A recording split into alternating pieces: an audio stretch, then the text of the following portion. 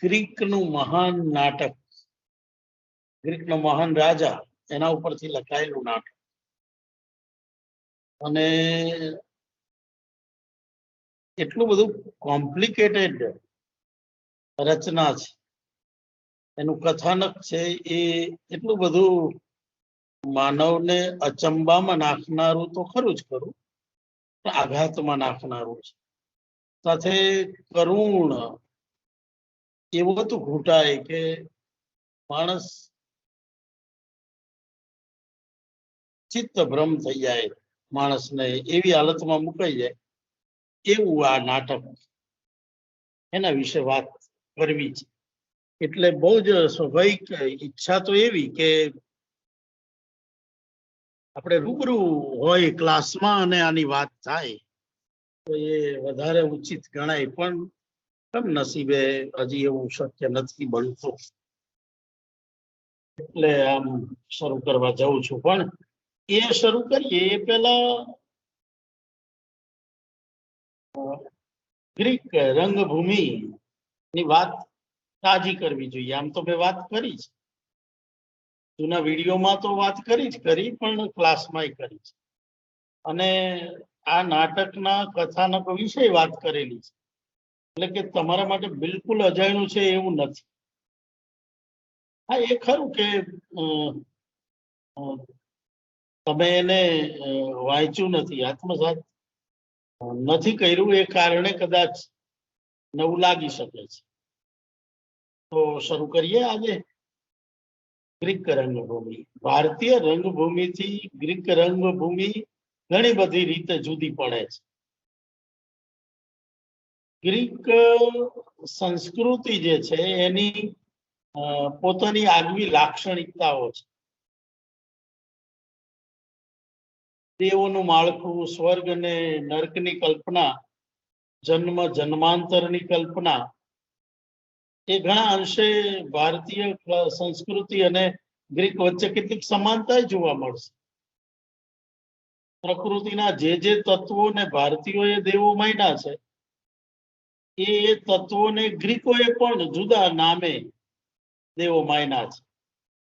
એટલે ગ્રીકની સરસ્વતી પણ છે, ગ્રીકનો ઇન્દ્ર પણ છે, ગ્રીકના જુદા જુદા ખાતાઓ સંભાળતા દેવો છે. એ દેવોની વાત મારા જૂના વિડીયોમાં છે, જેને તમારે રસ પડે તો જરૂર જોઈ શકો. પણ ગ્રીક નાટ્ય ભૂમિ જે શરૂ થઈ એ સમયે 3 સાહિત્ય સ્વરૂપો એની લોકપ્રિયતાની ચરમસીમાએ હતા. એટલે કે ગ્રીક પ્રજાને જેમાં રસ પડતો હતો એવા સાહિત્યના કલાના સ્વરૂપો જો કોઈ હોય તો સંગીતને, શિલ્પને એ તો ખરા. એ તો જોઈ શકો છો કે પિરામિડોમાં જે સ્થાપત્ય કલાની હાઈટ એમણે સિદ્ધ કરી છે, એ ભાગ્યે જ બીજી કોઈ સંસ્કૃતિએ કરી છે. અને એ જ રીતે એમણે શિલ્પો અને ચિત્રોની જે પરંપરા ઊભી કરી, લિપિ, એ પણ અદ્ભુત. ભાષાનું એમણે જે કામ કર્યું છે, ભાષામાં એમણે જે કામ કર્યું છે એ પણ અનન્ય છે. અને જેમ જેમ રહસ્યો ખુલતા જાય છે, પિરામિડો મળતા જાય છે ને પિરામિડો અંદરની એમની જે સૃષ્ટિ આપણી સામે આવતી જાય છે, એ હેરત અંગેજ કરી દે. આપણને વિચારતા કરી દે કે 4,500-5,000 વર્ષ પહેલાની આ પ્રજા જગત વિશે શું વિચારે છે, જીવન વિશે શું વિચારે, જીવન પછી નું જીવન શું છે એના વિશે શું વિચારે છે. એમને જીવવા માટે અને માતૃભૂમિ માટે જીવવું, રાજ્ય માટે જીવવું, જાણે કે જીવનનો પ્રથમ જો કોઈ ગોલ હોય, પ્રથમ જો કોઈ લક્ષ્ય હોય એ આ છે. અને એના કારણે બહુ જ આશ્ચર્ય થાય કે આ પ્રજા ગજબ કહેવાય. એટલા સમય પહેલા એને જે સર્જી નાખ્યું છે સાહિત્ય, એને જે કલાઓ વિશે વિચાર્યું છે, વિચારાયું તો છે બીજી સંસ્કૃતિઓમાં તો એવું નથી કે નથી વિચારાયું, પણ જે રીતે વાસ્તવિક રીતે વિચારવા, રૂપકની રીતે નહીં, કાલ્પનિક કથાઓ રચીને જ નહીં, કથાઓ તો છે ત્યાં રૂપક કથાઓ, અને સામાન્ય પબ્લિકને સમજવા માટે એવી જરૂર પણ હોય છે, યાદ રાખવાને એ પરંપરામાં ટકી રહે એ માટે. એ તો બહુ સ્વાભાવિક વાત છે, પણ એ પછી એક વાત જે આપણી સામે એક હકીકત બનીને ઉભરી આવે એ કે એ પ્રજા વાસ્તવિક રીતે વિચારે છે.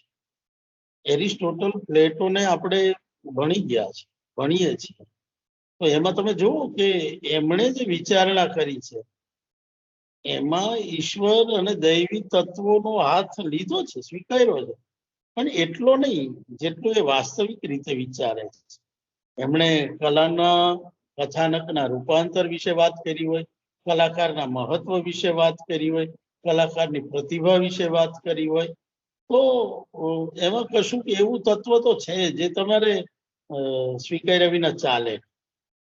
આ મોટી વિશેષતા છે, અને એ વિશેષતાએ એમને હજી સુધી ટકાવ્યા છે ચર્ચામાં. એ સાહિત્ય અને એ વિવેચકો, એ મીમાંસકો એસ્કિલસની વાત ના કરો તો ચાલે, એમ ના ચાલે. ઇડિપસની વાત નહીં કરો તો નહીં ચાલે, એગામેમ્નોનની વાત નહીં કરો તો નહીં ચાલે. ટોટલ કે લોન્જાઇનસને તમે કઈ રીતે ભૂલી શકો? સાહિત્યની વાત કરતા હોય ત્યારે આ મનુષ્યોનું પ્રદાન જ એવું છે, એવું ધીંગું છે કે એને અવગણી નહીં શકાય. અને આ વાત આપણે સમજવાની રહે એમની કૃતિના આધારે. વિશ્વ સાહિત્ય તમે ભણો છો, આગળ હું કહી ચૂક્યો છું કે ગઈ 1.5-2 સદી સુધી વિશ્વ સાહિત્ય જેવી કોઈ કલ્પના જ નહોતી. એનું કારણ એ હતું કે વિશ્વ એ બહુ જ મોટા એવા ભૌગોલિક ક્ષેત્રમાં વહેંચાયેલું છે. એટલી બધી ભાષાઓ છે, એટલું બધું કલ્ચરલ વૈવિધ્ય છે, એટલી બધી પ્રજા વચ્ચેનો સંપર્ક પણ સદીઓ સુધી નહોતો. એવી રીતે એ પાંગરા છે. હવે જ્યારે આવી પરિસ્થિતિ હોય ત્યારે બધા જ સાહિત્યની વિચારણા થાય એવી શક્યતા રહેતી નથી. અને બિલકુલ એવું નથી થયું, એટલે કે સાહિત્યિક આદાન પ્રદાન એવું પણ નથી. આપણને એવા પુરાવાઓ મળે છે કે ભારતીય સાહિત્ય કોઈક દ્વારા ચીનમાં પહોંચ્યું હોય. આપણને એવા પુરાવાઓ મળે છે કે ભારતીય સાહિત્યની મહાન કૃતિઓ મિડલ ઇસ્ટના દેશોમાં પહોંચી હોય અને ત્યાં થઈ અને યુરોપ સુધી છેક પહોંચી હોય, એવું બને છે. અને એવું અત્યારના સમયની વાત નથી, પ્રાચીન કાળની વાત છે. 2,500-3,000 વર્ષ પહેલા પણ આવું થયેલું છે. એનો મતલબ એવો થાય કે સાહિત્ય એક લાક્ષણિકતા જે આવે એ કે કોઈ પણ સમાજને એ ભલે ગમે તેવી અવસ્થામાં જીવો હોય, જંગલી અવસ્થામાં હોય, નગર અવસ્થામાં હોય, ગોપ સંસ્કૃતિમાં હોય કે ગ્રામ જેને કહીએ છીએ એવી સંસ્કૃતિમાં એ ઉછરો હોય, જુદા જુદી વિચારધારાઓ, જુદા જુદી ધાર્મિક મૂલ્યોની ધારાઓ, આ બધામાં એનો ઉછેર થયો હોય, પણ એમાં એક કોમન વાત બહુ જ મજાની છે, અને એ કે એણે સાહિત્યને એટલે કે શબ્દને, શબ્દના લયને, શબ્દમાં બિંબિત થતા પૂર્વ જીવનને, શબ્દમાં બિંબિત થતી કલ્પનાઓને, ઈચ્છાઓને, અરમાનોને, માનવ જાતના પ્રયત્નોને, પુરુષાર્થોને શબ્દમાં જળવાનો પ્રયત્ન કર્યો છે. કોઈ પણ પ્રજાએ કર્યો છે. મહાન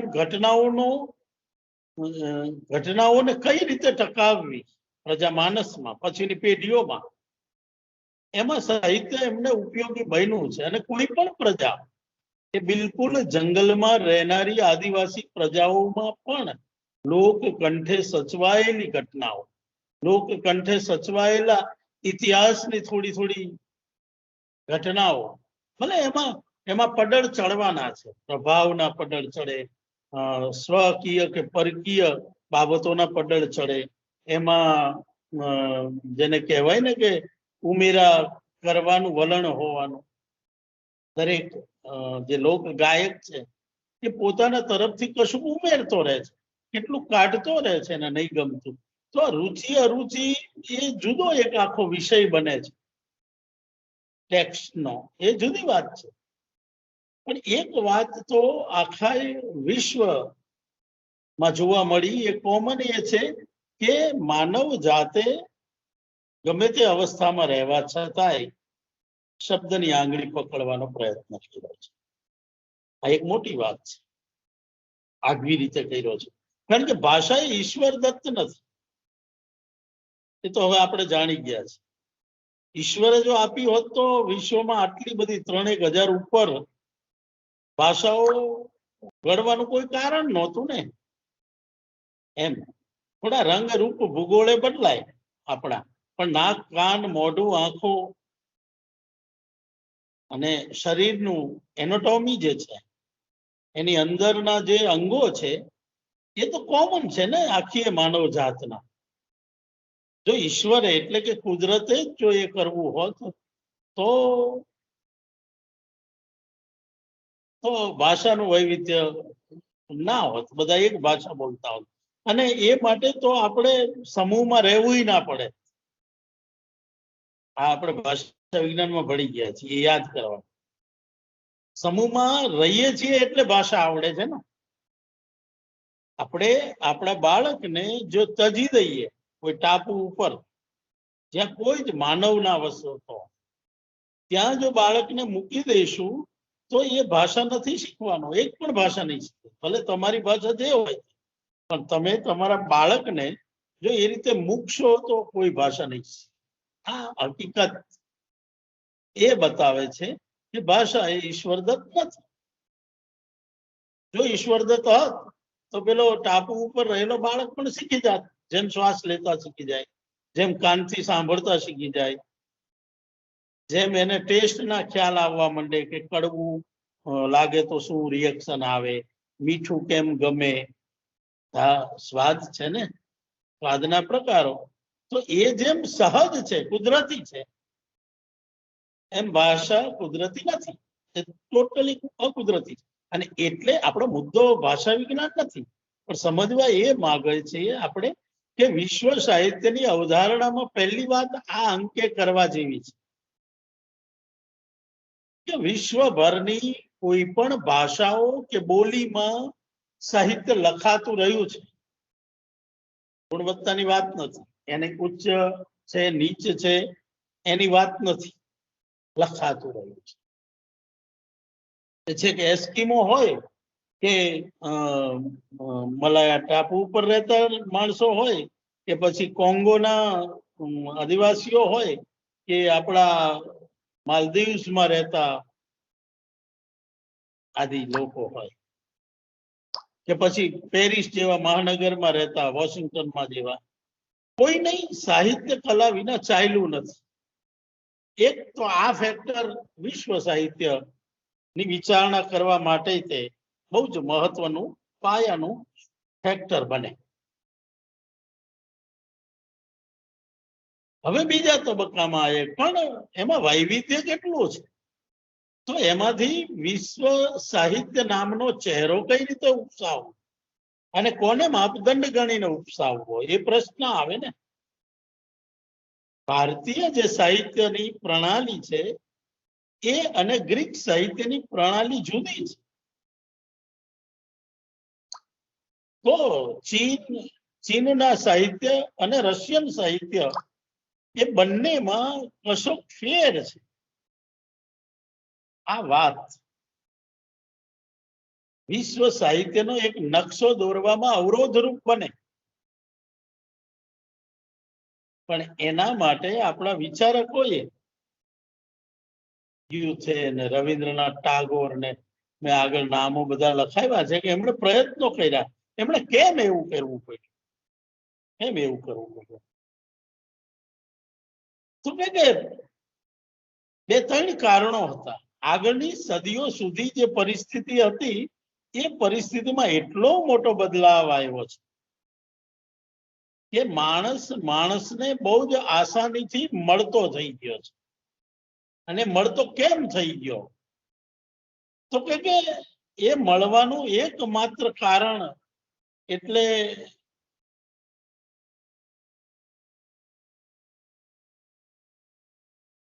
આપણને જે વાહન વ્યવહારની વ્યવસ્થા મળી. આપણે સિકંદર જેવા પ્રાચીન રાજાઓએ આક્રમણો કરવા ભારત તરફ આવ્યા છે, પણ એ બધાની મોટી મર્યાદા કઈ હતી એ તો તમે જાણો છો ને. એ હતી કે રાજ્ય જીતા પછી અહીંયા રહી તો શકવાના નથી. જો એમણે એમનું રાજ્યને સામ્રાજ્યને વિસ્તારવું છે તો અહીંયા એને કોઈક ખંડિયા રાજાને મૂકવો પડશે, એના ડેપ્યુટીને મૂકવો પડશે. કારણ કે પૃથ્વી બહુ વિશાળ છે. એ ચંગેઝ ખાન હોય કે કોઈ પણ હોય, કાં તો એને અહીંયાની ભૂમિમાં મરવું પડશે. કેટલાક રહી ગયા, તમે મોગલોમાં જુઓ છો કે ભારતમાં જ આવીને વસી જાય છે, તો ત્યાંનું ચૂકી જવાય છે ને. પૃથ્વી પતિ થવું એ અર્થમાં બહુ જ અઘરું છે, સહેલું નથી. રીતો બદલાય. પ્રાચીન કાળમાં જે પ્રકારના યુદ્ધો લડાતા હતા એ પ્રકારના યુદ્ધો હવે નથી લડાતા. હવે જે યુદ્ધો લડાય છે એની સ્ટાઇલ જુદી છે, એના અર્થો જુદા છે, એની રીતો જુદી છે, એટલે કે એના પર્પઝ જુદા છે. આજે કોઈ એક દેશ બીજા દેશ ઉપર હુમલો કરશે તો અનેક પ્રશ્નો એવા ઊભા થશે કે સરવાળે હેરાન થઈ જશે. કારણ કે એકબીજા દેશો વચ્ચેનું વેપારિક માળખું એટલું ગૂંથાઈ ગયું છે કે ચીન અને ભારત ઈચ્છે યુદ્ધ કરવા તો પણ બંને એટલા બધા હેરાન થાય, ખાલી યુદ્ધથી નહીં, વેપારથી પણ. કારણ કે ભારતની કેટલી બધી ચીજ વસ્તુઓ નો ખપ છે ચીનને, અને ચીનના માલ સામાન વિના ભારતીય બજારોને ચાલે એવું નથી. આ ફેક્ટર પણ યુદ્ધને રોકે છે અથવા તો યુદ્ધનું રૂપ બદલી નાખે છે. હવે યુદ્ધ ખેલાય છે એ વેપારથી ખેલાય છે, કલ્ચરલી ખેલાય છે. બહુ બજારવાદ જે આવ્યો, તમે વિચાર કરો કે અમેરિકામાં જે કંપનીની વસ્તુ જે મળતી હોય એ જ કંપનીની એ જ ગુણવત્તાની વસ્તુઓ ભારતના બજારમાં મળે એવી બહુરાષ્ટ્રીય કંપનીઓ અસ્તિત્વમાં આવી ગઈ, જેને હવે રસ નથી પેલી ટેન્ક યુદ્ધમાં, કે રસ નથી પેલી ઘોડા કે તલવારોના યુદ્ધમાં. એનું કારણ છે કે એક જગ્યાએથી નફો બંધ થઈ જાય, બે દેશો જે લડે એમાં ગાણ નીકળી જાય પેલા બજારની કંપનીઓનો. પરિણામે એ જ બંને ઉપર એવું પ્રેશર લાવશે કે બંને દેશો ઝઘડી જ નહીં શકે. પાકિસ્તાન અને આપણી વચ્ચે વૈમનસ્ય આજનું થોડું છે, 70 વર્ષ, પણ અત્યારે કોરોનાની રસી કે કોરોનાની દવા માટે પાકિસ્તાને વાયા દુબઈ કે વાયા મિડલ ઈસ્ટ, પણ દવાઓ તો ભારતની જ મગાવી પડે છે, છૂટકો નથી. ગમે એટલી દુશ્મની હશે, છૂટકો નથી ને. આ વસ્તુ સમજવા જેવી છે, અને આ વસ્તુઓએ બહુ મોટો ભાગ ભજવો છે આખા વિશ્વને જોડવામાં. આજે તમે જે એડવર્ટાઇઝમેન્ટ જુઓ છો એમાં તમે જો ધ્યાનથી તપાસો અથવા તો કોઈક એના ઉપર સંશોધન કરવા માંગે, થાય છે આ દિશાના માર્કેટિંગ ફિલ્ડના જે વિદ્યાર્થીઓ છે એ આવા સંશોધનો કરે છે કે માસ મીડિયાના જે વિદ્યાર્થીઓ છે, હ્યુમન રિસોર્સિસ નું મેનેજમેન્ટ શીખતા વિદ્યાર્થીઓ જે છે એ બધા આ પ્રકારના સંશોધનોમાં લાગ્યા છે. એ કે ભારતમાં કયા પ્રકારની એડવર્ટાઇઝમેન્ટ અપીલ કરે છે, એ એડવર્ટાઇઝ જોઈ અને ભારતીય ખરીદવા જાય ત્યારે એને પહેલી એ પ્રોડક્ટ યાદ આવે છે. આપણે ત્યાં વર્ષો સુધી ટૂથપેસ્ટ બોલતા જ નહીં, કોલગેટ બોલતા. કઈ કોલગેટ આપવું, પાછો દુકાનદારે પૂછે તો કે ચોઈસ ની આપો ને, બીજો કે છે બિનાકાની આપો ને, કોઈ કહે છે ક્લોઝઅપ ની આપો ને, અને આપી દે ક્લોઝઅપ ની કોલગેટ આપે. તો હવેની પેઢીને ખબર છે કે કોલગેટ પોતે જ કંપની છે, ટૂથપેસ્ટ એ પ્રોડક્ટ છે. તો આવા કેટલાય, અત્યારે ઝેરોક્સ કઢાવી. હવે ઝેરોક્સ એ મશીનનું નામ થોડું છે, તો કંપનીનું નામ છે. એ કોપિયર છે ખરેખર, એટલે કોપી કઢાવી છે એમ કહેવાય, નકલ કઢાવી છે એમ કહેવાય, પણ ઝેરોક્સ કઢાવી છે એમ ના કહેવાય, કારણ કે ઝેરોક્સ એ કંપનીનું નામ છે. તો આ બ્રાન્ડ થઈ ગઈ એવી કે જે છવાઈ જાય. આ સંશોધનોની વાત હું એટલા માટે કરું છું કે આવી જ રીતે એક બીજી કંપનીઓના પાછળ રહેલા દેશો એકબીજા દેશોને હાયર કરી લેતા હોય છે. તમે એ કલ્પના કરો કે આજે આપણે ભારતની જે ગાડીઓનું બજાર છે, 4-વ્હીલર, એમાં વર્ષો સુધી માત્ર એમ્બેસેડર અને ટાટા આ બે જ હતા. ઇન્દિરા ગાંધી વખતથી માંડી અને છેક નરસિંહ રાવ સુધી, 91 સુધી. 91 પછી પહેલી વાર બહારની કંપનીઓ શરૂ થઈ, કે પછી ફોર્ડ હોય કે અત્યારની BMW થી માંડી અને બધી જ હવે તો મળે છે દુનિયાભરની બ્રાન્ડ. પણ તોય હજી મોટું જે માર્કેટ છે એ મોટા ભાગે જાપાનીઝ ટેકનોલોજીનું છે. આ એની બ્રાન્ડની અસર છે. ફ્રેન્ચ કંપનીઓ ધીમે ધીમે આવી રહી છે ભારત. તો આ એક, તમે વર્ષો સુધી યાસિકા ને કેનોન ને આ બધા નામ સાંભળ્યા હશે, સોની ને, એનું એક માર્કેટ છે. જાપાનની કંપનીઓનું ઇલેક્ટ્રોનિક્સમાં દુનિયાભરમાં ગમે ત્યાં જાઓ તો તમારે એ જ લેવી પડે. તો ભારતને જીતવા માટે હવે કઈ યુદ્ધ કરવાની જરૂર રહી? આપણે આખરે તો જીતીને શું કરવું છે? રાજાઓને તો એનો ટેક્સ કલેક્શન કરવું છે. આ જમીનમાંથી જે શ્રમ દ્વારા પ્રગટ્યું છે એમાંથી એને એનો હિસ્સો જોઈએ છે. આખરે રાજાઓને કઈ બીજી તો શું જમીનને ફાકડા ભરશે? ના, આધિપત્ય, ઈગો સંતોષાય કે હું આટલા દેશોનો ધણી છે.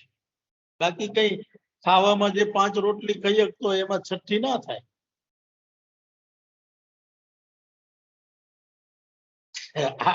આ પણ સમજવું જોઈએ ને. તો કેમ મથે છે આના માટે? તો એ તમને વગર લડે તમારે મગજમારી એ નહીં કરવાની. એ દેશનું પોલીસ તંત્ર, ફોજ બધું સંભાળવાની માથાકૂટ તો ખરી ને. એ કર્યા વિના તમે કેવા ઓપ્પો ને આમાંથી અડધો અડધ મારી સામે જે બેઠા છે એ ચાઇનીઝ કંપનીઓના ફોન વાપરે છે. આપણને વર્ષો જ ખબર છે. હું ઈચ્છું કે ના ઈચ્છું, સ્ટાન્ડર્ડ કંપનીના લઈએ તો પણ એના પાર્ટ્સ તો ચાઇનીઝ છે. કોરિયન હવે શરૂ થયા છે પણ વધારે તો ચાઇનીઝ છે. તો ચીનાઓએ આપણી ઉપર રાજ કરવા માટે બીજું શું કરવાનું રહ્યું? હવે ગુલામ તો છીએ જ. સવારે જાગીએ એટલે પહેલો ફોન ખોલીએ તો રાતે ઊંઘીએ ત્યારે છેલ્લે ફોન બંધ કરીને ઊંઘીએ ત્યાં સુધી આપણે એના તો હાથમાં છીએ, એ તો રમાડે છે આપણને, આપણા કલાકો એ તો લઈ જાય છે. જમવા જઈએ અને પીઝા યાદ આવે, અંકલ સેમ્સ,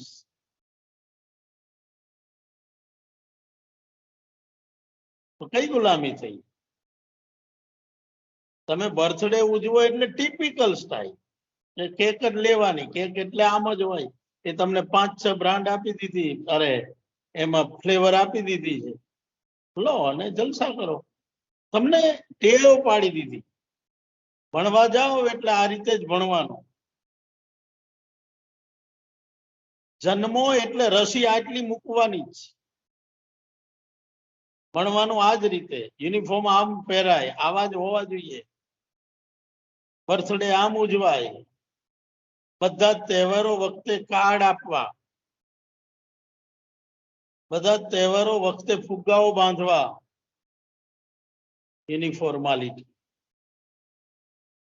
ડીજે વગાડવા, લગ્ન હોય તોય ડીજે વાગતા હોય, ગણપતિ ઉત્સવમાં ડીજે વાગતા હોય, બધું હરખું. કઈ વિધિ ચાલે છે, શું ચાલે છે, શું કામ ચાલે છે, એની પાછળનું શું કારણ, કશી જ આપણને નથી ખબર. આપણને રસ છે ફોટા પાડવા, પડાવવામાં, શોર્ટ વિડીયો બનાવો, મૂકો, જલસા કરો. તો કેપ્ચર તો કરી લીધા, આપણને કઠપૂતળી તો ઓલરેડી બનાવી ચૂક્યા છે આ લોકો. એ જે વેચવા માંગે એ આપણે ખરીદવાનું, એ જે મુજબ ઉત્સવ ઉજવવા માંગે એ મુજબ આપણે ઉજવવાનો, એ જે મુજબ વિચારવા માટે પ્રેરે આપણે કરવાનું. એવા ઝઘડા થઈ જાય પતિ પત્ની વચ્ચે, ભાઈ બહેન વચ્ચે, મિત્રો વચ્ચે, કે એને મને આ ગિફ્ટ આપીને આ ગિફ્ટ ના આપીને આ તારીખ ભૂલી ગયા, ફલાણી ભૂલી ગયા. વોટ રબીશ, શું છે આ બધું? આઈ લવ યુ કહેવાનો એક દિવસ હોય, ફલાણાનો એક દિવસ હોય, મારી માને હું પ્રેમ કરું છું, મધર્સ ડે.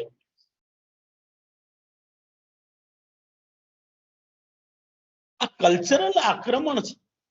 તમે પાકિસ્તાની ચેનલ્સ જો જોતા હોય અહીંયાના ન્યૂઝ, તો ત્યાંના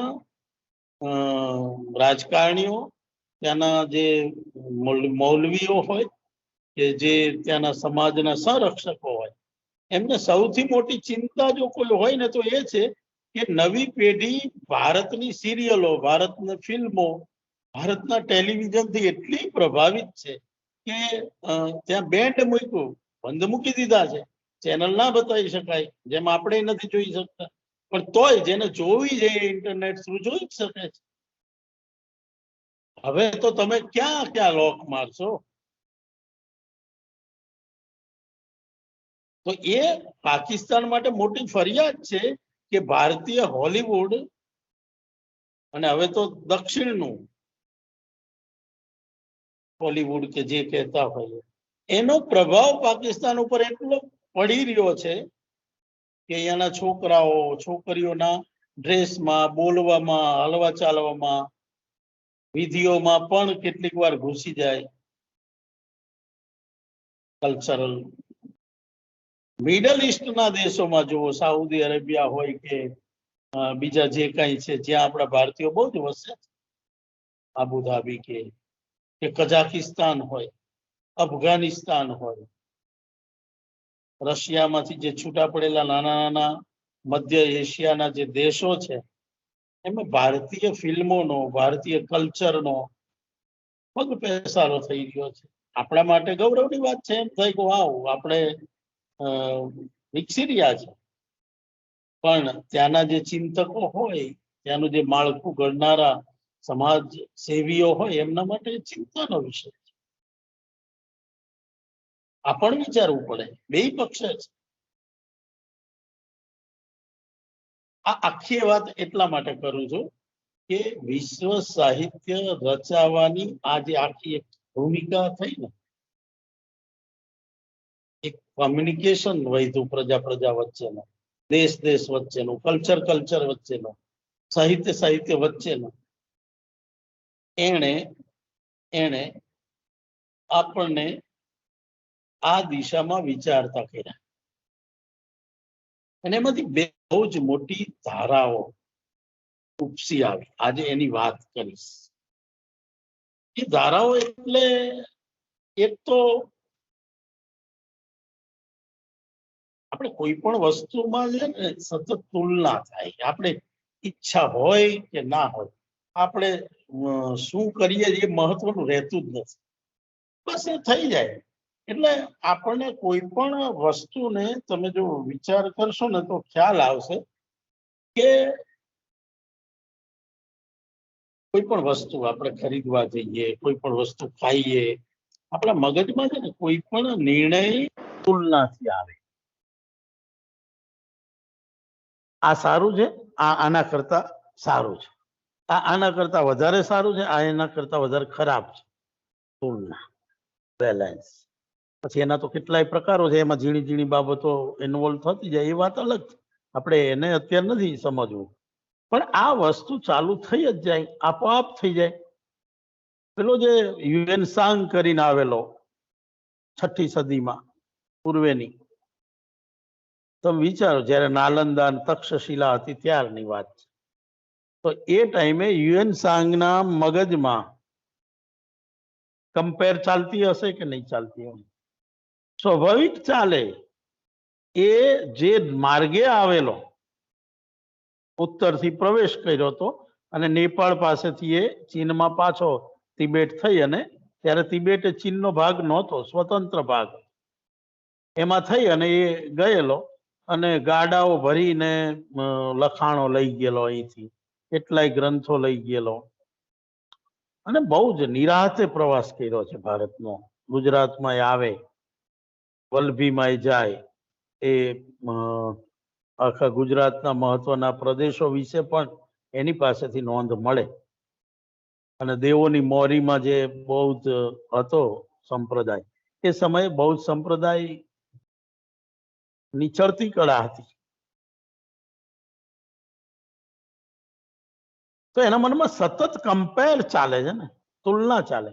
આજે તમે પણ વિભાગમાં આવો છો, તમને હું બીજા કોઈ વિભાગમાં મોકલું તો તરત તુલના ચાલુ થઈ જશે. આ વિભાગ કેવો સરસ છે, અથવા તમને થાય કે અમારા વિભાગ જેવું તો નથી. તમને બે પ્રોફેસર ભણાવે તોય તુલના ચાલશે. આ બરાબર મજા કરાવે છે, અને આ તો જો યાર આવે છે ને બસ 1.5-2 કલાક જીકીને જતા રહેશે. આ તુલના થઈ ને.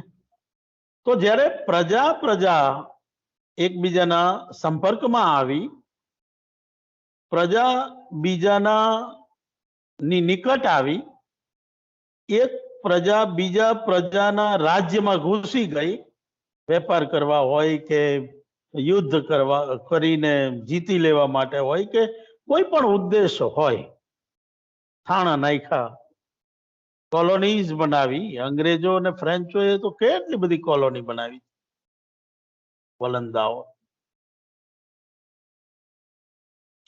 દુનિયાના કેટલા બધા દેશોની અંદર એ પ્રજા રાજ કરતી હતી, વેપાર કરતી હતી, એ પ્રજા ખેતી કરતી હતી, મજૂરો સ્થાનિક. આફ્રિકામાં એવું હતું ને.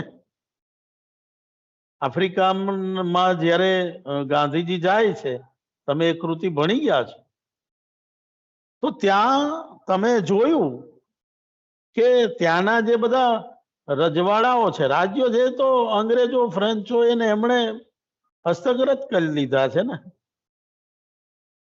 અને ત્યાંની પ્રજા ને ગુલામ બનાવી લીધી છે. ગુલામ એટલે પેલા યુરોપમાં ઘરે રાખીને કરતા એવી ગુલામીથી જુદી. અહીંયા મજૂરો છે, કામ કરાવે છે, ખેતીમાં, દારૂ ગાળવામાં, ખેતીના જુદા જુદા કામો કરવામાં, ઘરના કામો કરવામાં, બીજા કેટલી જાતનું. અને એ જોવે છે કે એ પ્રજા બહુ સપોર્ટ નથી કરતી, ઉત્પાદક નથી, આળસુ છે. તો જરૂર જણાય તો ભારતીયો, એટલે કે ભારત પણ ત્યારે તો એમનું જ એક સંસ્થાન હતું.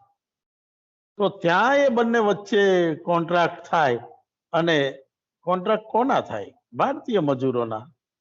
નંદરબાર ને ડાંગ ને મુંબઈ આસપાસ છે, ગોવા સુધીના એ પ્રદેશમાંથી કોઈને ભોળવીને, કોઈને લાલચ આપીને, કોઈને પકડી જઈને વાહણોના વાહણો ભરી અને આફ્રિકામાં ઠાલવે અને મજૂરી કરાવે ત્યાંના ખેતરમાં અને તેલ કાઢી નાખે પરમિટ ઉપર. અને એટલે જ ગિરમિટીઓ એ શબ્દ આપણે જાણીતો બન્યો અને ગાંધીજીએ પોતાને પહેલો ગિરમિટીઓ ગણાયો અને એનાથી એ પ્રથાનો અંત પણ એ લાવવામાં નિમિત્ત બન્યા. ખાસો ફેર પડ્યો એનાથી.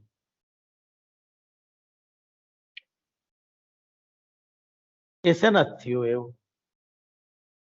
બે ત્રણ કારણો આમાં. આની અંદર તમે જોજો કે ગાંધી એક તો ભણ્યા બ્રિટનના કાયદાઓ, બાર એટ લો થયા ને, બ્રિટનમાં ભણવા ગયેલા, ઇંગ્લેન્ડમાં એ ભણ્યા અને વકીલ બન્યા. એ ટાઈમે ઘણા બધા બનતા. એ વકીલ બન્યા, ભણ્યા, કાયદો જાણ્યો એટલે એમણે એ જ કાયદાનો આશ્રય લઈ અને અંગ્રેજોની સામે તો આ તુલના ચાલી ને એમના મગજમાં કે મારી પ્રજા આવી છે બિચારી, જે કાયદામાં એને ફાયદા મળવા જોઈએ એ નથી મળતા અને એ અપાવવા માટે પોતે કડી બને છે. મગજમાં જ્યારે તુલના ચાલે ને ત્યારે જ આ શક્ય બને. તમે પણ સતત તમારા મિત્ર સાથે, તમારા ક્લાસમેટ સાથે તુલના કરતા હોવ છો ને કે આને કેમ યાદ રહી જાય છે, આ મારાથી આટલા ટકા વધારે લઈ આવે છે, અથવા તો આ મહેનત તો કરતા ક્યારેય જોવું નહીં છતાંય એનું આમ છે, એ કપડા આવા પહેરે છે, એ રહે છે આવી રીતે, બોલે છે આવી રીતે. સતત તુલના તો એક મોટું વિશ્વ સાહિત્યનું જે સૌથી મોટું કારણ બને છે એ તુલના બને છે. અને એટલે તુલનાત્મક સાહિત્યની એક આખી શાખા ખુલે છે. કારણ કે અંગ્રેજોએ કે જે યુરોપિયન પ્રજાઓ જે દેશમાં ગઈ છે એમાં માત્ર વેપારીઓ થોડા હતા, માત્ર રાજા રજવાડામાં રસ ધરાવતા માણસો જ હતા એવું તો નથી. એમાં કેટલાક ભલા ભોળા કલાકારો હતા. ભલા ભોળા હોય એવું નથી, કલાકારો હોશિયાર અને ચતુરાઈ વાપરનારા હોય, પણ એ પણ હતા. એમ અહીંયા ભલે કલેક્ટર તરીકે આવે, ન્યાયાધીશ તરીકે આવે, કોઈ ઓફિસર તરીકે આવે, પણ મૂળભૂત રીતે એને રસ હોય સાહિત્યમાં, ભાષાઓને સમજવામાં, સાહિત્યને સમજવામાં. હવે બધું કઈ લઈને નથી અવાતું ને ઇંગ્લેન્ડનું સાહિત્ય અહીંયા તો એ સ્થાનિક સાહિત્ય સાથે જોડાવાનો, જેને જેમાં રસ હોય એ મુજબ એ જોડાય. તમે દિલ્હી ફરવા જાઓ તો હવના રસ પ્રમાણે જોવે. કોઈ ત્યાંનું લાલ કિલ્લો જોવા મથે, કોઈ મિનાર જોવા મથશે, કોઈક ને કોઈક. તો કોઈ એની યુનિવર્સિટી જોવા જશે, કોઈ પાર્લામેન્ટ જોવા જશે. જેને જે પ્રકારનો રસ છે એ પ્રકારનું એ કરે.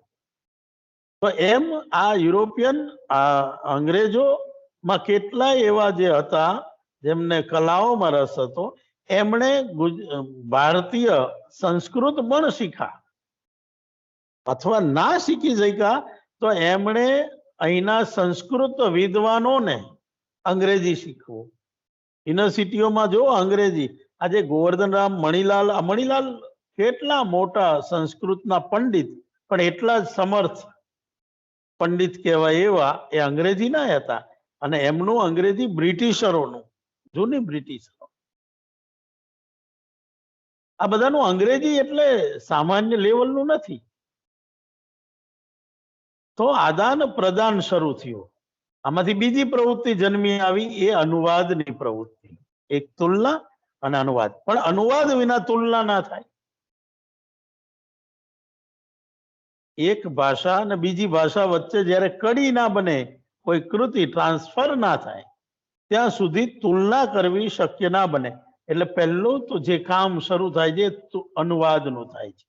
તમે વિચારજો, સંજાણ બંદરે આવેલા વાસ્કો ડી ગામાએ જ્યારે પહેલી વાર અહીંયાના રાજાને સાથે વાત કરવા માટે શું કર્યું હશે? આ સમજવા જેવું છે. કારણ કે કઈ ત્યારે અત્યારના જેમ અભ્યાસ કરી અને ટ્રાન્સલેટરો તૈયાર નહોતા. અહીંયાની ભાષા તો ચલો કે કદાચ કોઈ કારણે સમજાય, પણ એ જ એવી જ રીતે કાલિકટ બંદરે કે તમે કેરળના કોઈ બંદરે આ પ્રજા ગઈ હશે ત્યારે એમણે દક્ષિણ દ્રવિડી ભાષા, દ્રવિડી કુળ જે અલગ જ પડી જાય છે, એ કુળની ભાષામાં તે એમણે વ્યવહાર કર્યો હશે ને. વિચારજો, આ ટીપુ સુલતાન ને અંગ્રેજોનો સંબંધ આપણે જાણીએ છીએ, કેટલા બધા શિવાજીનો ને. તો એમને આ બધી મરાઠી, ગુજરાતી, હિન્દી, રાજસ્થાની, શીખ એટલે પંજાબી, કશ્મીરી, આગળ જઈને જે અત્યારે જતી રહી પાકિસ્તાનમાં એ સિંધી કે બલુચી, આ બધી ભાષાઓમાં અંગ્રેજોએ વ્યવહાર કઈ રીતે કર્યો હશે? એ પ્રજાની આ સલામી દેવી પડે એવી વિગત છે. ભલે આપણને ગમે ના ગમે, પણ એ પ્રજાએ આવું કર્યું છે. અને માત્ર ગુજરાતીમાં નહીં મિત્રો, જે પ્રદેશમાં ગયા ત્યાંની ભાષાના એમણે અનુવાદો કરાવ્યા છે, એના મહત્વના ગ્રંથોને પકડી પાડ્યા છે. એમ હું કહું છું, આપણી પ્રજાને ખબર હોય કે ના હોય, મહત્વનું લાગ્યું હશે કે નહીં, પણ એવી સ્મૃતિઓ હોય કે એવા ગ્રંથો હોય, એના વિશે જાણનારા જર્મનો, ફ્રેન્ચો અને અંગ્રેજો હતા. અને એના કારણે આજે જ્યારે આપણે પુનર્જાગૃત થયા છીએ, ફરીથી જાગ્યા છીએ, ત્યારે આપણે જેમ કે ગ્રીક, હું આજે તમારી સાથે ગ્રીકની વાત મૂળે તો કરવા માંગુ છું, તો એ માટે થઈ અને કેટલા બધા અનુવાદ થયા.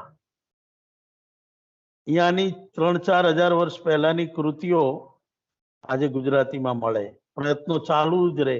એક અનુવાદ થાય પછી બીજો કરે, બીજો ત્રીજો કરે, આ સુધારો ચાલુ જ રહેતી પ્રક્રિયા છે.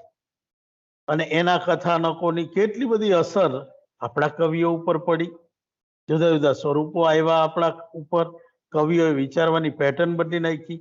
કાંત જેવા કવિએ તો ધર્મય બદલી નાખ્યો.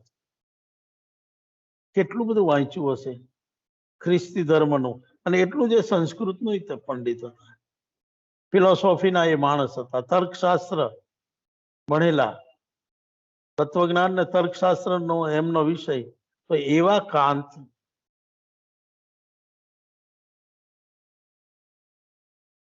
બૌદ્ધિક લેવલે એ બદલાવ એ કોઈ ધર્મ, કોઈ પ્રોબ્લેમના કારણે વટલાય છે એવું નથી.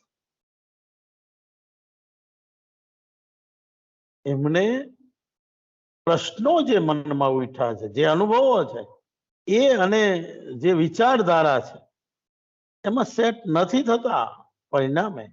તો એ કઈ કક્ષાની વાત છે? આ આદાન પ્રદાન કલ્ચરલ એ સમજાવવા માંગુ છું. વેપારની રીતે, બહુ બજારવાદની રીતે, બહુ સાંસ્કૃતિકવાદની રીતે, પેલી જે મેં વાત કરી ને કેક ને મીઠાઈઓ ને આપણા બધા જ તહેવારોને ઉજવવાની રીત એક થઈ ગઈ છે. આપણે ઉત્તરાયણના દિવસે ફટાકડા ફોડતા હોઈએ, દિવાળીએ ફોડીએ, દશેરા હોય તે ગરબા ગાતા હોય, લગ્ન હોય તો ગરબા ગાતા હોય. આપણે કોઈક જગ્યાએ એમના ભેગા થઈ જઈએ સરકારનો વિરોધ કરવા, તોય ગરબા ગાવા લાગે. સારું જ કોઈની ચિતા આસપાસ નથી ગાતા. આપણે બધાને ઇસ્ત્રી મારી દીધી છે, આપણા તહેવારોને, આપણા વિચારોને, આપણા ઉત્સાહને. બર્થડે વખતે તો કેક આવતી જ આવતી. હવે તો કઈક પ્રસંગ ઉજવો હોય તો કેક, સગાઈ વખતે કેક, લગ્ન વખતે કેક. બહુ કલ્ચરલ વાત છે. કપડા ગયા, પાઘડીઓ ગઈ, એ સમયના મૂલ્યો ગયા, એ સમયની વિચારવાની પેટર્ન ગઈ. આ બધું દુઃખજનક છે એવું નથી કહેતો હું. જૂનાનો જ ચાહક છું એવું નથી હું કહેવા માંગતો. હું જે થયું છે એની વાત કરું છું. હું સમજાવવા એ મથું છું કે વિશ્વ સાહિત્ય આ રીતે એક રૂપ બનતું જાય છે, એની એક છબી આકારિત થતી જાય છે. એને પછી પેટર્નમાં વહેંચવાય. એક ક્લાસિક, વિશ્વ સાહિત્યમાં એક ક્લાસિક, જેમાં ભારતીય હોઈ શકે ને ડોન ક્વિક્ઝોટ પણ હોઈ શકે ને દુનિયાભરના ચેખોવ, દોસ્તોયેવસ્કી થી માંડી એડગર એલન પોય હોય, મિલ્ટન પણ હોય, વોલેસ પણ હોય, કાલિદાસ પણ હોય, અને આપણા ગોવર્ધન રામ પણ હોય. ભાષા કોઈ પણ હોય, એના જ કોઈ પ્રોબ્લેમ નથી. એની અપીલ એ જો સીમાડાઓ ને વટી જતી હોય, દેશના જે ભૂભાગ છે એને વટીને જો અપીલ કરતી હોય કૃતિ, તો ગયા વ્યાખ્યાનમાં મેં જેની વાત કરેલી, old man and the sea, તો એમાં જુઓ કે એ વૃદ્ધ ક્યુબા નો હતો. એ માણસ ક્યુબાનો ના હોય અને મદ્રાસનો હોય તો કથામાં શું ફેર પડે? કઈ. હેમલેટ શેક્સપિયરનું પાત્ર, અને મૂળ તો ગ્રીક પાત્ર, એ માઇથોલોજીનો ઉપયોગ છે. તો શેક્સપિયરનો જે હેમલેટ છે એ to be or not to be નો જે સંઘર્ષ, આંતર સંઘર્ષ અનુભવે છે, એ શેક્સપિયરના જીવનમાં શક્ય થોડું છે, કોઈના પણ જીવનમાં શક્ય છે. અને એટલે એવી જે આંતરરાષ્ટ્રીય અપીલો હોય, આઉટસાઇડરની વાત કરી આપણે, બરાબર ને? તો આઉટસાઇડર ખાલી યુરોપમાં જ જન્મે એવું નથી. કોઈ પણ જગ્યાએ જન્મી શકે છે, કોઈ પણ જગ્યાએ આ લાગણી આવી શકે છે કે વેઇટિંગ કરવું એ ખાલી ઇંગ્લેન્ડ કે અમેરિકા કે ફ્રેન્ચ કે જર્મન પ્રજાનું જ લાક્ષણિકતા છે એવું તો છે જ નહીં. આપણે પણ વેઇટિંગ કરીએ જ છીએ, જુદા પ્રકારે. શ્રદ્ધાના જુદા રૂપો હોય, લાલસાઓ જુદા જુદા પ્રકારની. એ વૃત્તિઓ ખાલી યુરોપિયનમાં હોય એવું થોડું છે. લોલિતા નવલકથા, જેને બહુ જ અશ્લીલ ગણી હતી, નોબેલ એને મળ્યું. તમે એ વાંચો તો ખબર પડે કે એ વૃત્તિ માત્ર ને માત્ર ત્યાં જ સંભવ છે, ઇંગ્લેન્ડમાં જ એવું તો નથી. એ વૃત્તિ ક્યાંય પણ હોઈ શકે છે. તો ધીમે ધીમે આ દિશામાં જ્યારે વિચારતા થયા ત્યારે આપણને ખબર પડે છે કે નોરા, ઢીંગલીગરની નોરા, એ નોરા એ ત્યાં જ હોય એવું નથી. આખી દુનિયામાં કેટલીય નોરાઓ છે, હોઈ શકે છે, હોવાની. આ જ સાહિત્યની એક વાક્યતા છે કે ક્લાસિક લેવલે એવા માનવીય મૂલ્યો, આ બધા માનવીય મૂલ્યો કહેવાય, અથવા તો માનવીય લાક્ષણિકતાઓ કહેવાય. રોમિયો ને જુલિયટ, એના વિરોધના કારણો જુદા, કે બે ખાનદાનો વચ્ચેના પેઢી દર પેઢી ચાલ્યા આવતા વેરના કારણે એ ભોગવે. હીર રાંઝા જુદા કારણે, શેણી વિજાણંદ. પ્રેમીઓ મથતા હોય એકબીજાને મળવા માટે જીવનમાં, જે નોર્મલી ચાલે છે પ્રકૃતિમાં, તો એ કોમન છે. પણ માનવ જાત જે મૂલ્યો ઘડે છે એ અને આવી બેઝિક લાગણીઓ, એની વચ્ચે આંતર સંઘર્ષ રહેલો છે. એવી કથાઓ કહેતા, એવી પ્રેમીઓની કથાઓ કયા દેશમાં ના મળે? ચીનમાં પ્રેમ નહીં કરતા હોય, જાપાનમાં નહીં મળે, બધે જ મળે. આ વિશ્વ સાહિત્યનો ચહેરો છે. આ એવી કોમન વાત છે જે માણસના સીમાડાઓથી પર કરીને હોય. મેં આ બધાના ઉદાહરણો તમને એટલે આપ્યા છે કે આ વિશ્વ સાહિત્યનો એક ચહેરો બને છે. એવી રીતે વિવેચન જે કોમન હોય એ પણ વિશ્વ સાહિત્યનો ચહેરો છે. તમે પ્લેટો અહીંથી હજારો વર્ષ દૂર અને હજારો વર્ષ પહેલા થઈ ગયેલો, અને છતાંય એનો સિદ્ધાંત આપણે વિચારવો પડે. એસ્કિમો જાતિનો પ્રોફેસર હશે કોઈક યાની યુનિવર્સિટી, તો એ તો એની જ ચર્ચા કરતો હશે. યાનો વિવેચક પણ પ્લેટો એરિસ્ટોટલને સમજવા મથતો હશે. એવી રીતે ભરત મુનિને સમજવા મથવા પડે. એમણે જો રસને સમજવો હોય, મીમાંસાને સમજવી હોય, તો કુંતક કે એને સમજવા પડે. તો દુનિયાભરના વિવેચનના જેને કહેવાય ને સિદ્ધાંતો છે, એ પણ એવા જ છે કે વિશ્વભર ઉપર એ પ્રભાવિત થતા હોય છે, આદાન પ્રદાન કરવા લાયક હોય છે. ને હવે બીજું એના કરતા એક હજી તે બીજા છે, લોક સાહિત્ય. આની પણ એક અદ્ભુત અને બહુ જ મોટી અને બહુ જ પ્રાચીન એવી પરંપરા છે. પ્રશિષ્ટ કરતાય પ્રાચીન એવી પરંપરા છે. આખે આખું પ્રશિષ્ટ સાહિત્ય ના મૂળ કદાચ લોક સાહિત્યમાં પડેલા છે. આ પણ એક બાબત છે જે વિશ્વ સાહિત્યને સમજવામાં ઉપયોગી થાય. તમે એના મોટીફ જુઓ, લોક સાહિત્યના કેટલાય મોટીફ જે ગુજરાતમાં હોય એ તમે હિમાચલમાં તે જોવા મળશે, તમને કર્ણાટકમાં. હવે દાખલા તરીકે એક સાદી સીધી વાત તમને ઉદાહરણથી સમજાવું કે હું 20-21 દિવસ માટે એક સ્ટડી માટે હિમાચલમાં રહ્યો હતો, શિમલા મનાલીની વચ્ચે. એ બધા જગ્યાએ અઠવાડિયું એમ કરીને 20-21 દિવસ આખું વેકેશન. એ ટાઈમે મેં કેટલાય મંદિરોની ઉત્પત્તિ કથાઓ ત્યાંની વાંચી. મંદિરો તો સ્વાભાવિક છે, આપણે ત્યાં બધે જ હોવાના, અને જઈએ એટલે આપણે ત્યાં દર્શન પણ કરીએ, કારણ કે એની જગ્યાનું એક જુદું ઓલું હોય છે. તો ત્યાં જઈએ તો બહાર પેલી કથાઓ લખેલી હોય બોર્ડ ઉપર કે એક ખેડૂતને સપનું આવ્યું, એની ગાય, અરે સપનું નહીં, એની ગાય છે ને રોજ એ દોવા બેસે ને સાંજે, તો એની ગાયમાંથી દૂધ જ ના નીકળે, એકાદ અડધો શેર જેટલું માંડ નીકળે. એને થયું કે હારું આ ગાયને કોઈક દોઈ જાય છે.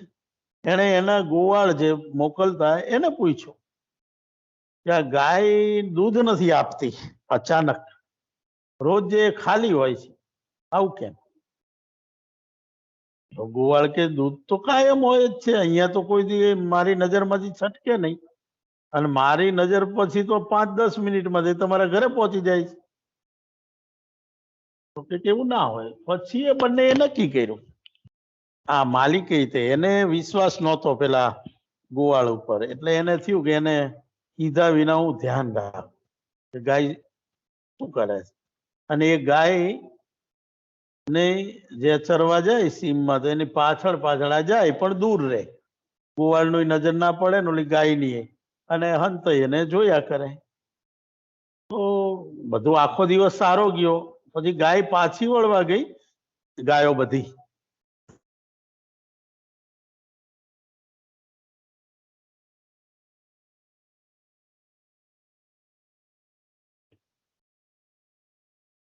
અને એ ફંટાઈ ગઈ, અને એને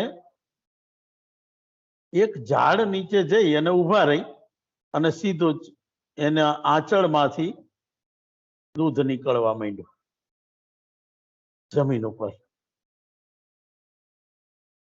ચારેય આંચળમાંથી દૂધ નીકળે. થોડી વારમાં એ દૂધ અહીંયા પડી ગયું જમીન ઉપર, અને એ જતી રહી ગાય, ઘરે આવી ગઈ. પછી તો 3 દિવસ સુધી આ પેલો માલિક, પછી તો ગોવાળ નહીં લઈ ગયો હારે, એ બે જોયું કે ગાય રોજ જે ત્યાં જ જાય ઝાડ નીચે અને દૂધ આપી આવે. પછી થયું કે આવું શું છે, અને પછી કુતૂહલ થયું, ગામના પુરોહિતને પૂછ્યું કે આવું બધું શું કરતા હશે, અને એવું બધું. ઓલાએ કીધું કંઈક લાગે છે, આપણે જોવું જોઈએ. અને ઝાડ નીચે ખોઈદું તો એક શિવલિંગ નીકળ્યા સ્વયંભૂ, અને પછી એના ઉપર મંદિર બનાવ્યું, ને એ આ મંદિર. હવે આવી કથા હિમાચલમાં મળી. એવું જયારે કલકત્તા બાજુ જવાનું થયું ત્યારે અહીંયા મળી. ગુજરાતમાં તો આપણે એવા કેટલા મંદિર છે તમે જાણો છો, ઓછામાં ઓછા 25 તો મળી જ જાય. મહારાષ્ટ્રમાં મળી જાય, મધ્યપ્રદેશમાં મળી જાય. તો બધે ગાયોને જ આવી રીતે થયું હશે. કાં તો બીજી કથા એવી મળે કે ખેડૂત હળ ફેરવતો હતો અને એની કોસ આમ અટકી ગઈ, એટલે બહુ ટ્રાય કરી, બળદે બહુ જ તાકાત કરી, ઓલાએ કરી, પણ નીકળે નહીં. અંતે પાછી લઈ અને કાઢી તો કોસ થોડી લોહી વાળી દેખાઈ, એટલે કુતૂહલ થયું. એટલે પછી પાવડા લઈને માંડ્યો એ ખેડૂત ને એનો છોકરો ને બધા. તો આ હનુમાનજીની મૂર્તિ નીકળી કે ગણપતિની મૂર્તિ નીકળી. અને એટલે અત્યારે મૂર્તિના ઢીંચણ પાસે કોસ વાગી હતી ને, એટલે દર વખતે અહીંયા લોહીનું ટીપું નીકળ્યા કરે છે, રસી નીકળે છે. આવી કથાઓ કેટલા બધા મંદિરો સાથે જોડાયેલી છે. આને મોટિફ કહેવાય. આવી જ કથાઓ વિશ્વભરમાં મળે. અહીંયા હનુમાનજી બદલાઈ જાય, ગાય બદલાઈ જાય, પણ જે મનની પેલી આસ્થાની જે વૃત્તિ છે એ તો સરખી છે. અને એટલે તમને દુનિયાભરની કથાઓમાં, ઇવન તમે મૂર્તિ પૂજામાં નહીં માનનારી એવી મુસ્લિમ પ્રજા જ્યાં મિડલ ઈસ્ટમાં છે, એવા શેખો જે છે એમનું લોક સાહિત્ય જો તમે જુઓ ને તો એમાંય તમને મળે. તો વિશ્વ સાહિત્યને આવા સ્તરોથી આપણે જોઈ શકાય. કમનસીબે એવા અભ્યાસ આપણે ત્યાં થયા નથી. જે કાંઈ થયા એ 5-10 આવી કૃતિઓ જાણીતી હોય એ કૃતિઓને લઈ અને વાત કરે અને બધું પૂરું કરે. તો વિશ્વ સાહિત્યની ભૂમિકા મેં આજે ફરીથી એટલા માટે કીધું કે 2-4 વિદ્યાર્થીઓની સાથે જ્યારે વાત થઈ ત્યારે મને સમજાયું કે આ મારી ભૂમિકાને બરાબર હજી સમજ્યા નથી. એટલે આજે વાત તો આમ તો કરવાની હતી એડિપસ વિશે, કરીશ, પણ એ હવેના લેક્ચરમાં કરીશ. આજે આટલી વાત એટલા માટે કરું છું કે વિશ્વ સાહિત્યની ભૂમિકાને બરાબર પાછી યાદ કરી લો. તમારે જે લખવાની આવે ત્યારે આ રીતે લખો ઉત્તરવહીમાં. તમને એ માટે શુભેચ્છાઓ પાઠવું છું અને આજનો લેક્ચર આપણે અહીંયા પૂરો કરીએ. તમે સૌ મહેનત શરૂ કરી દેશો એવી પૂરી શ્રદ્ધા છે. ધન્યવાદ.